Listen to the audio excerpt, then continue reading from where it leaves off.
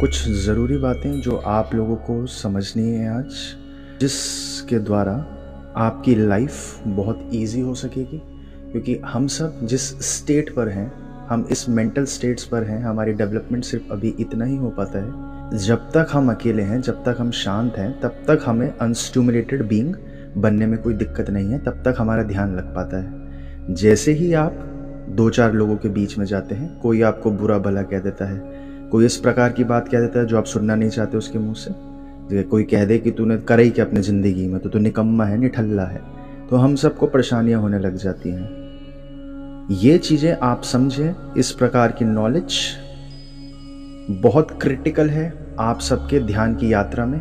किस प्रकार की नॉलेज? एक आपको आर्सेनल क्रिएट करनी पड़ेगी अपने डिफेंस मैकेनिज्म के लिए।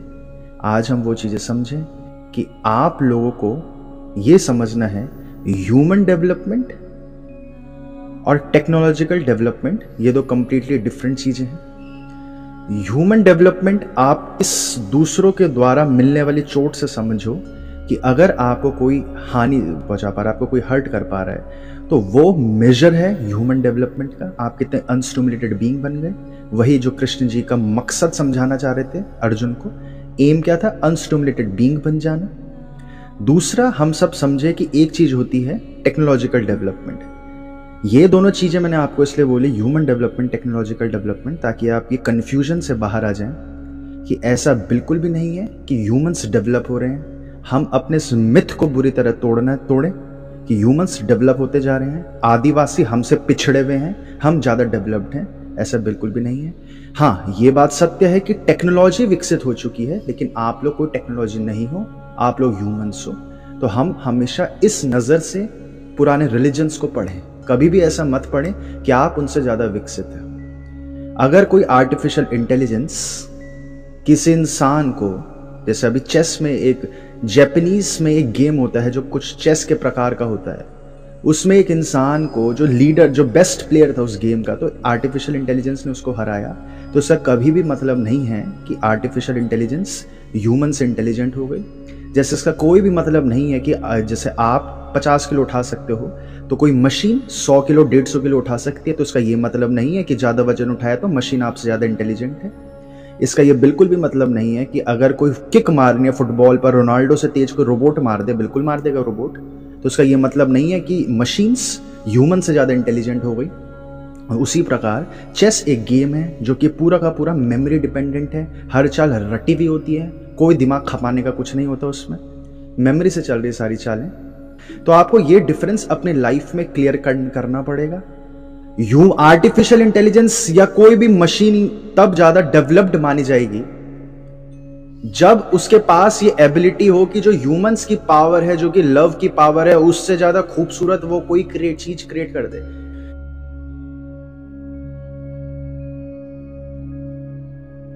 ठीक है, तो आप ये बिल्कुल क्लियर हो जाएं कि ऐसा बिल्कुल भी मत माने कि पुरानी सभ्यताएं से ज्यादा हम ज्यादा विकसित है।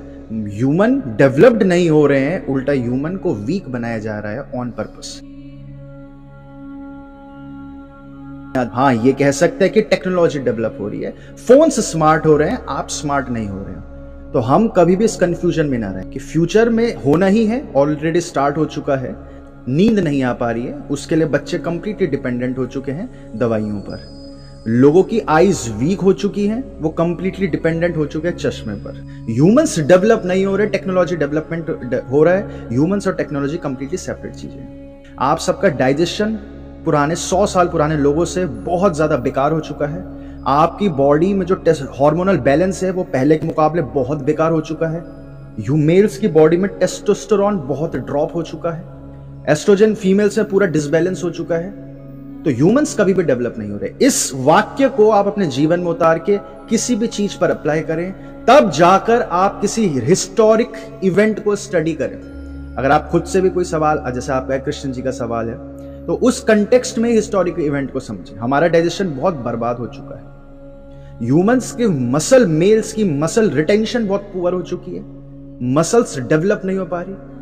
100 साल पहले के मेल्स, जो कि अगर डाइट सही है, ऐसा नहीं कि बिल्कुल ही गरीब लोग हैं जिनको बचपन से न्यूट्रिशन नहीं मिल पाया, 100 साल के मेल्स जो ठीक ठाक एरिया में रहते थे, और आज के लड़के जो ठीक ठाक एरिया में रहते हैं तो बहुत ही स्ट्रक्चर वाइज ढांचा बहुत पतला हो चुका है लड़कों का। साथ ही अगर ढांचा बड़ा है तो फैट परसेंटेज बहुत बढ़ गया है। ऑन पर्पस हमारी मेमोरी बहुत डाउन हो चुकी है। पहले के लोगों की याददाश्त बहुत बड़ी होती थी क्योंकि याददाश्त के बिना काम नहीं चल सकता था। पहले के लोगों की कैलकुलेशंस, सरल सी बात है, कैलकुलेशंस बहुत ज्यादा होती थी। आज कैलकुलेशंस की नीड नहीं। तो ऐसा कोई भी एस्पेक्ट है ही नहीं जिसमें आज के ह्यूमंस पहले से ज्यादा स्मार्ट हो गए। एक भी एस्पेक्ट नहीं है। तो मिथ अपने दिमाग से आप सब हटा दें। फोकस एक्सट्रीमली पुअर हो चुकी है।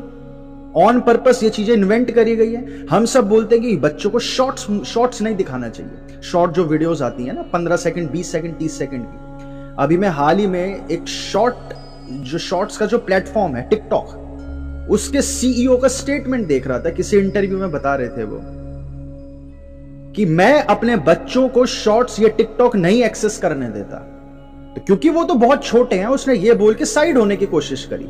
तो इंटरव्यूअर ने पूछा कि क्या उम्र है बच्चों की, तो उसने बोला 6 साल और 8 साल। और फिर उसे हंसी भी आने लगी क्योंकि 8 साल तो बहुत बड़ी होती है, लेकिन खूबसूरती क्या है, वो आदमी था एशिया का, और एशिया में फिर भी पेरेंटिंग बहुत प्रॉपर तरीके से होती है बजाय कि वेस्ट में। शॉर्ट्स वीडियोस की वजह से होना ही था, लोगों की फोकस बहुत गिर चुकी है, एक्सट्रीमली गिर चुकी है।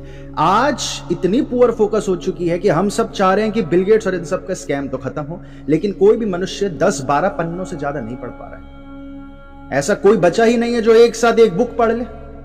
ये एबिलिटी, ये क्यों नहीं पढ़ पा रहे? बुक बोरिंग नहीं है, फोकस एक्सट्रीमली पुअर हो चुकी है। हमारे लिए कंफर्ट जोन हो चुका है। और शॉर्ट्स अभी से नहीं है कुछ, शॉर्ट्स हमेशा से, आपके स्कूल सिस्टम भी शॉर्ट्स है। कितनी स्टूपिड चीज है कि आपको 40 मिनट एक टॉपिक पढ़ाया जाता है स्कूल में, और उसके अगले 40 मिनट एक और टॉपिक पढ़ा दिया जाता है। फिर मैथ्स आपको पढ़ाया, उसके बाद हिंदी पढ़ा दिया, उसके बाद एसएसटी पढ़ा दिया। पहले गुरुकुल के एजुकेशन फोकस ओरिएंटेड होते थे, अब के एजुकेशन सिस्टम शॉर्ट्स ओरिएंटेड होते हैं। तो शॉर्ट्स इनएविटेबली आनी ही थी, स्कूल सिस्टम से आ रही थी।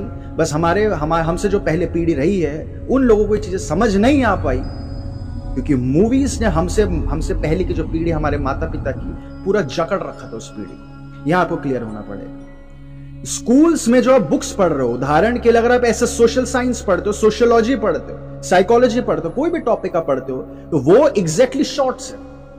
आपको एक पन्ना पढ़ाया जाता है और उसके बाद आपको स्किप करके दूसरा पन्ना पढ़ा दिया जाता है। कोई डेप्थ नहीं है, कोई डिटेलिंग नहीं है, क्योंकि असली नॉलेज, जो कॉमन सेंस विकसित होने की हैबिट होती है, वो डेवलप होने लगती है जब आप एक ही चीज पर 2-3 घंटे ध्यान करते हैं। यानी एक ही चीज पर 2-3 घंटे रुक कर फोकस, अटेंशन दे पाते हैं, जिसके लिए शास्त्रार्थ की विधि बनाई गई थी, जो पुराने एजुकेशन सिस्टम था, जो ईस्ट का था।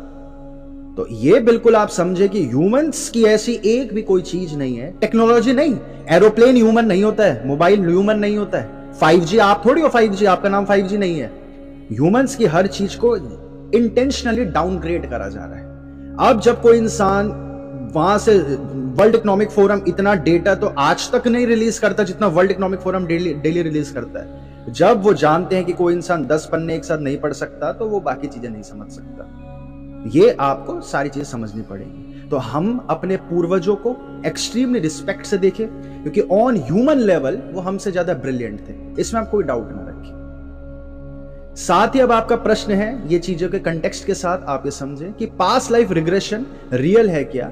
देखिए, पहले मैं आपको बता दूं कि पास्ट लाइफ रिग्रेशन रियल है नहीं है, मेरी ओपिनियन आपके किसी काम नहीं आएगी। हमेशा आपकी खुद की नॉलेज ही काम आएगी। जैसे मेरे चलने से आप तो चलना नहीं सीखोगे, तो आपको खुद ही चलना सीखना पड़ता है। हमेशा अनुभव विकसित करने होंगे।